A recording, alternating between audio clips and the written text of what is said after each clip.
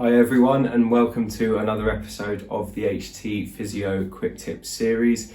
My name is Will Harlow and I'm the Over-Fifties Specialist Physio here at HT Physio in Farnham. And today we're going to be talking about how an injury can lead to arthritis. Now, it isn't just an urban myth that joints that have been injured in the past often become arthritic in the future.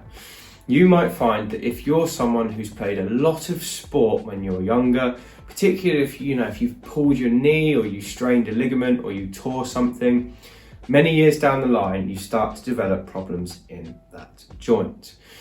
Now, this is a real problem, and this is one of the reasons why it's very, very important that we deal with injuries early on and we get it right first time. So let's talk about what tends to happen to our joints as we get older. Well, if our joints are functioning really well and we've got good strength around the joint and we've got good flexibility there and good range of motion at that joint, they tend to get on pretty well. And some people are unlucky and they develop arthritis regardless. But most people, if you keep your joints in really good condition, you keep your muscles strong and you keep everything mobile, that arthritis is kept to the absolute minimum of your genetic predisposition. Now, what tends to happen is if someone injures a joint, whether they're playing sport or if they develop an overuse injury or they trip and they fall and they hurt a joint or a muscle in their body, what tends to happen is that area, first of all, it locks up and obviously you need to rest it for it to get better. So you end up with tightness where it's locked up, and because you've taken a period of time to rest it, you also end up with weakness around that area too. Now, if you keep resting a joint after you injure it, especially if you're young, before long the pain tends to go away. So we've all had that, we sprained a wrist or something, we might have spoken to the doctor and they said, just rest it and it'll be okay. And they're probably right, you will find that the pain goes away. But what won't happen by itself is the muscle strength won't come back on its own. And the flexibility that you had won't come back on its own. Because after an injury, as we've just said, things around the joint get tight and they also get weak because we've rested it. Now, the pain might go away, but those pre-existing problems will stay. So what we find, especially in people who have played a lot of sport and they've injured themselves and they've stopped playing sport as a result, even if the pain has gone away from that particular joint, the weakness and the tightness remains and it can stay there for many, many years without you even noticing it. Now, what can happen over time is because the weakness is there and the tightness is there, maybe that joint has lost flexibility and mobility without you even realizing it. That means that the joint is actually not happy.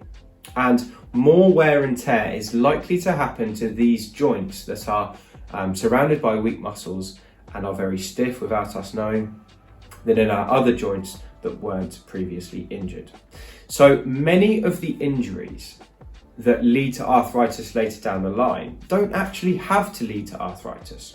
Some of them do predispose us to arthritis and there's nothing we can do about it.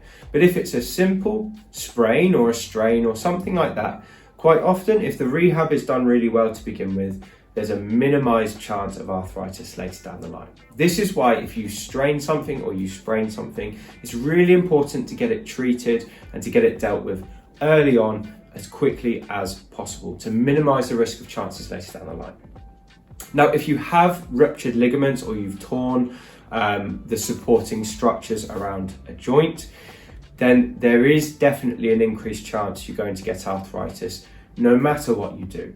But for these people, keeping the muscles strong and the joint mobile is doubly as important because they're already at a higher risk of developing a problem. This is why many of the footballers I used to treat when I was working in the football club, later down the line, they're going to suffer with arthritis, even though they stay relatively fit, if they don't keep these range of motion exercises going and the strengthening stuff that we've discussed when I used to be at the club. So it's very important for people who used to be active and have had a past history of injuries at a joint to keep themselves supple and mobile If you have any questions about how to do that, obviously we can help you to do that. So please do feel free to get in touch. But that's generally how injuries can lead to arthritis and how much of it can be avoided if you take the right action early on. Now that's all I've got for you today. Thank you very much for watching. I hope you found this interesting. If you'd like to get some more tips from me about how to stay active, fit and mobile in your 50s and beyond, you can pick up a copy of my book, Thriving Beyond 50. And the other thing you can do, if you are concerned about maybe your knees aren't quite as strong as you'd like them to be, or you're worried about the risk of developing arthritis in the future, keep your eyes peeled for my new knee pain course. It's called the Optimum Knee Health Program, and it's designed to help people over 50 to maintain their knee mobility, to build strength, to build flexibility, and to minimize the risks of injury later in life. It's not ready yet, but it will be ready soon, so keep an eye out for more details on the Optimum Knee Health Program. As always, if you've enjoyed this video, please do press like below and subscribe to the channel if you haven't. And do feel free to send me ideas. If you have any questions you'd like me to answer in a video like this one, I'll be more than happy to do so. But thank you very much for watching. I appreciate your time and I look forward to speaking to you on the next video.